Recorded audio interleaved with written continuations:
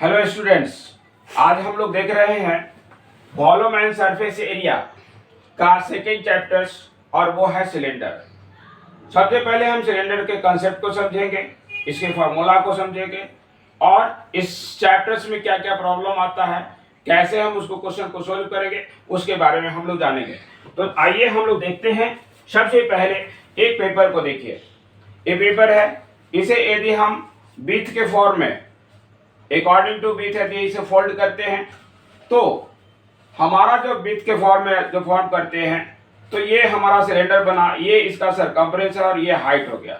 यानी बीथ के फॉर्म में यदि हम फोल्ड करते हैं तो बीथ इसका हाइट हो जाता है, सॉरी लेंथ के फॉर्म में यदि हम फोल्ड करते हैं तो बीथ इसका हाइट हो जाता है और लेंथ इसका सरकमफ्रेंस बन जाता है, बेस, सरकमफ्रेंस ऑफ बेस। यदि इसको हम यहां पर देखिए बीथ के फॉर्म में यदि हम करते हैं तो बीथ के फॉर्म में जब हम करेंगे तो इसका लेंथ जो है आपका हाइट हो जाता है और बीथ इसका सरकमफ्रेंस ऑफ बेस बनता है। अब हम लोग यहाँ पर इस सिलेंडर की बात करते हैं। यहाँ पर ये हमारा हॉलो सिलेंडर है। किसी भी सिलेंडर का यदि या किसी भी फिगर का यदि अपर और लोअर पार्ट को यदि हटा दिया जाए तो बाकी जो बचता है वो कर्व सरफेस एरिया कहलाता है। इस कर्व सरफेस एरिया में अपर पार्ट और लोअर पार्ट दोनों को भी यदि हम ऐड कर दे तो टोटल सरफेस एरिया होता है और इसके अंदर के स्पेस जो होता है वो इसकी कैपेसिटी होता है, यानी इसकी वॉल्यूम होता है। यदि किसी रोलिंग में जैसे कोई रोलर है, रोड रोलर, और उस रोलर को प्लेन करता है यहाँ पर, तो एक बार वन टाइम ये रोटेट करता है तो ये पूरा जो है इसके जितने एरिया है इतना वो प्लेन कर लेता है। तो ये आपका बेसिक कंसेप्ट है। इसके बाद इसका हम फॉर्मूला देखेंगे और कौन सा फॉर्मूला हम कहां पर यूज करेंगे उसके बारे में हम बात करेंगे। तो सबसे पहले आइए देखिए हम लोग फॉर्मूला के लिए यहां पर एक सिलेंडर है। देखिए यहां पर हमने फिगर बनाया, यहां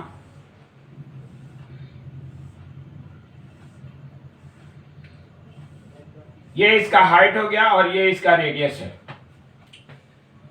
यहां पर ये सिलेंडर है। इसके लिए हम लोग सबसे पहले वॉल्यूम को हम लोग V से इंडिकेट करते हैं। तो V इज इक्वल टू आपका हो जाएगा pi r square h, pi r square h. इसका कर्व सरफेस एरिया को CSA से हम लोग इंडिकेट कर रहे हैं। इसे हम लेटरल सरफेस एरिया भी कहते हैं। कर्व सरफेस एरिया को लेटरल सरफेस एरिया भी कहते हैं। तो curve surface area is equal to होता है फॉर्मूला 2 पाई आर एच। इसके बाद इसका वॉल्यूम, सॉरी इसका बेस एरिया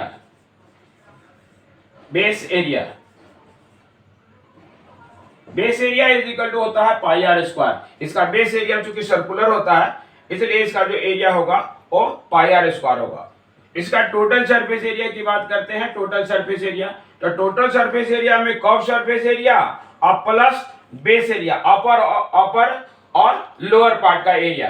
तो यहाँ पर कर्व सरफेस एरिया का फॉर्मूला होता है 2 पाई आर एच और प्लस पाई आर स्क्वायर दो बार, एक नीचे बेस का और एक टॉप का। तो यहाँ पर 2 पाई आर स्क्वायर हो जाएगा।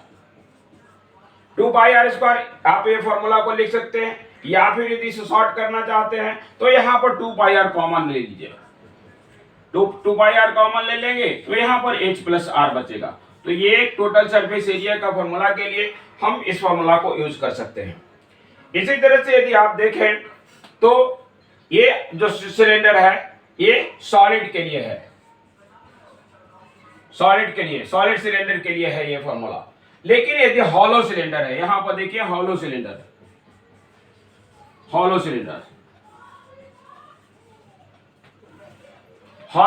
के लिए यहां पर फिगर हम लोग देखते हैं। यहां पर ये फिगर देखिए,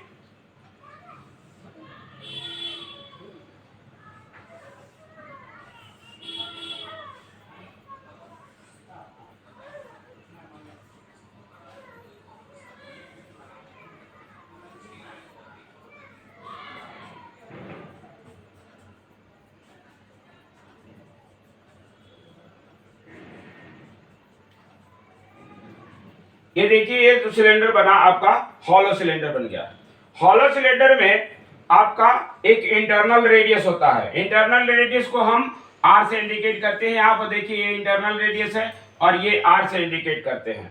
यानी इंटरनल रेडियस के लिए देखिए, इंटरनल रेडियस को हम स्मॉल आर से इंडिकेट करते हैं। एक्सटर्नल रेडियस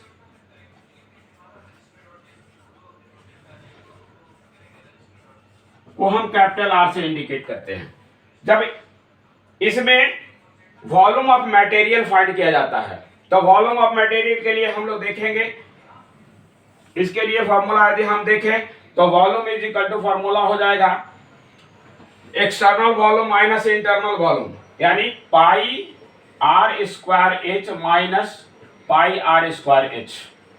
ये वॉल्यूम ऑफ मटेरियल हो जाएगा, वॉल्यूम ऑफ मटेरियल यानी V इज इक्वल टू होगा pi r square h minus pi r square h. यदि इसमें हम पाई एच कॉमन ले लें तो आपका आ जाएगा r square minus r square. तो आप वॉल्यूम के लिए फॉर्मूला यूज कर सकते हैं। इसके बाद यदि हम इसके कर्व सरफेस एरिया की बात करें, कर्व सरफेस एरिया, तो कर्व सरफेस एरिया इसमें आप देखेंगे कि कर्व सरफेस एरिया एक्सटर्नल भी होता है और इंटरनल भी होता है। यानी एक्सटर्नल के लिए 2 pi r H plus 2 pi r H, तो कर्व सरफेस एरिया होगा 2 पाई आर एच और प्लस 2 पाई आर एच, जिसमें यदि हम 2 पाई एच कॉमन ले लें तो बच जाएगा आपका आर प्लस आर। ये आपका curve surface area of hollow cylinder होगा। यदि इसकी टोटल सरफेस एरिया की बात करते हैं, टोटल सरफेस एरिया की बात करते हैं तो सब कर्व सरफेस एरिया तो हम पहले लिखेंगे ही, यानी 2 pi r h, 2 pi h under bracket r plus r, एक कर्व सरफेस एरिया हो गया। और इसमें प्लस कर लेंगे, यहां पर देखिए इसका अपर पार्ट यानी कोर, उसका कोर, तो कोर का जो एरिया होता है वो कोर जो है जस्ट लाइक एक रिंग शेप में होता है, तो रिंग शेप में अपर पार्ट में भी होगा और लोअर पार्ट में भी होगा, यानी 2 into pi r square minus pi r square. इसमें अभी आप फॉर्मूला इसको इस तरह से लिख सकते हैं 2 pi h under bracket r plus r और प्लस यहाँ पर 2 पाई कॉमन लेंगे और यह r square minus r square होगा।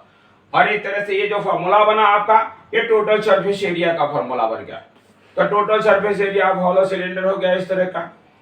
अब आप देखेंगे कि यदि अब फॉर्मूला हमने आपको दे दिया, फॉर्मूला देने के बाद अब इसमें हम लोग देखेंगे कि किस फॉर्मूला को हम कहां पर यूज करेंगे, कैसे यूज करेंगे। तो यदि किसी सिलेंडर को मेल्ट कर करके यदि कोई छोटा छोटा क्यूब बनाया जाता है तो नंबर ऑफ क्यूब यदि फाइंड करना है तो बड़े का वॉल्यूम में छोटे का वॉल्यूम से डिवाइड कर लेंगे, यानी volume of cylinder divided by volume of a cube. या फिर कोई सॉलिड सिलेंडर है और उसे मेल्ट कर करके और एक वायर बनाया जाता है, एक ही वायर, तो दोनों चूंकि एक ही बनाया गया तो volume of cylinder is equal to volume of wire होगा। और इससे आपको फॉर्मूला यूज करेंगे volume of cylinder is equal to volume of wire. Cylinder का जो फॉर्मूला लेंगे उसमें आर कैपिटल ले लेंगे, जबकि वायर का फॉर्मूला के लिए आर जो है सो स्मॉल ले लेंगे। और इस तरह से हम उसके जो हाइट है यानी लेंथ, उसको हाइट का फॉर्म में यूज करेंगे और वायर का लेंथ पता कर लेंगे। तो इस तरह से कोई भी क्वेश्चंस आता है मेल्ट करके जो छोटे छोटे क्यूब बनाए जाते हैं, छोटे छोटे ऑब्जेक्ट बनाए जाते हैं, तो उसका जहां से बड़े के वॉल्यूम में छोटे के वॉल्यूम से डिवाइड कर लेंगे। और यदि एक ही चीज को मेल्ट करके और एक ही चीज बनाया जाता है, दूसरा चीज बनाया जाता है, तो दोनों का वॉल्यूम इक्वल होगा। इस कंसेप्ट को आप अच्छी तरह से याद रखेंगे और इसको बेस मान करके आप क्वेश्चन को सोल्व करेंगे। सारे क्वेश्चन बहुत ही आसानी से सोल्व हो जाएंगे। अब एक क्वेश्चन देख रहे हैं। क्वेश्चन हमने exercise 15B RS Agarwal book से लिया है। क्वेश्चन नंबर है आपका 13।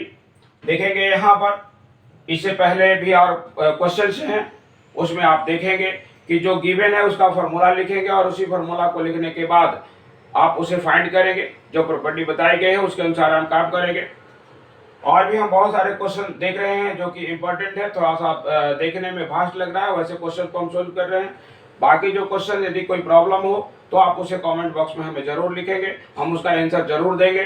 तो अभी आप देख ले हैं क्वेश्चन नंबर 13 को कि curve surface area of cylinder. तो सबसे पहले आप फॉर्मूला लिखेंगे कि कर्व सरफेस एरिया का फॉर्मूला क्या होता है, तो 2 पाई आर एच।